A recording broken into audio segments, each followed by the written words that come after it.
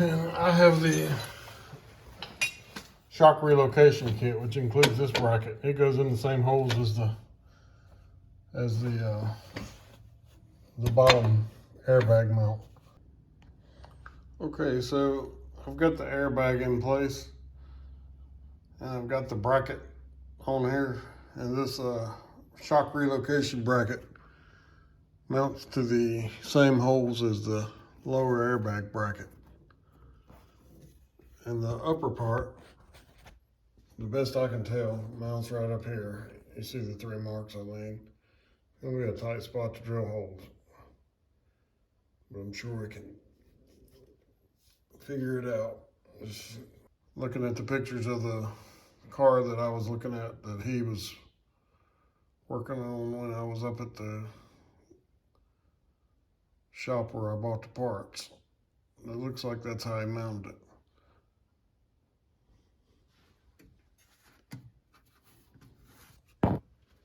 It's just another crappy place to drill holes.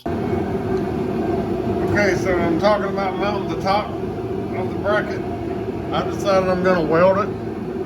Otherwise,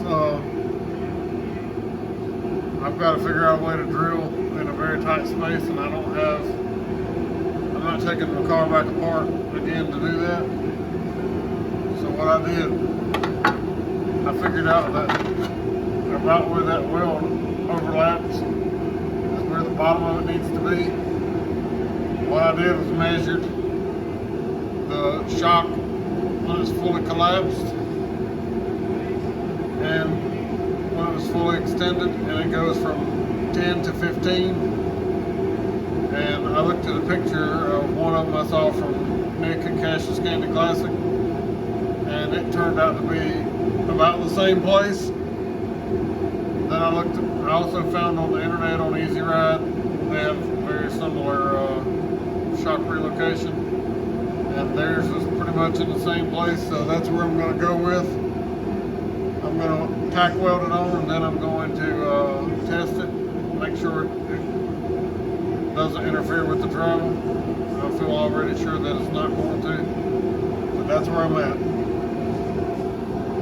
Okay, so I tack welded the top bracket on, and I ended up having to take it back off because I was too close to this edge over here. So what I'm going to say is you need to leave a gap between the top edge and the bracket of the frame, probably like almost an inch wide. And that's what I ended up doing, because the shock right here, if you put it closer to the edge, the shock ends up touching the frame right here. So where I'm at now, I'm in a spot where it does not touch. So I'm happy with it. The bottom of it is right on the seam here, the bottom of the bracket.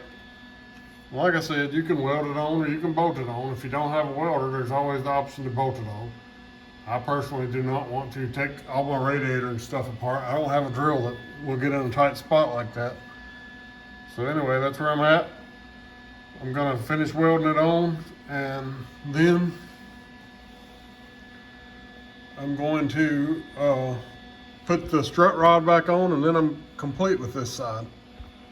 Okay, I just wanted to get a little bit of a video. I put the driver's side shock mount on, and like I said, the bottom goes right here on top of the bracket that holds the bottom of the airbag. And the top, you have to put up here, and it comes with bolts, and bolting would be good, but in my case, I didn't want to bolt it, I wanted to weld it. And it's something that you could easily remove, even with it being welded. But I put the bottom of it, the bottom of the bracket on this line right here, kind of over here, and about 1 inch away from the edge of the frame. That way it gives clearance for the shock, so that the shock doesn't rub the frame right here. And I had a lot of questions about this because either it didn't come with directions or I lost them. So I had to do a little bit of researching, and Nick gave me some information too when I messaged him. But to me it wasn't apparent exactly how to do it, but now that it's on there, it seems very apparent that that's the way to do it. But I got it all the way up to the bump stops, and it still has more room. So it's about 15 inches when it's extended out, and about 11 inches or 10.5 inches when it's compressed all the way.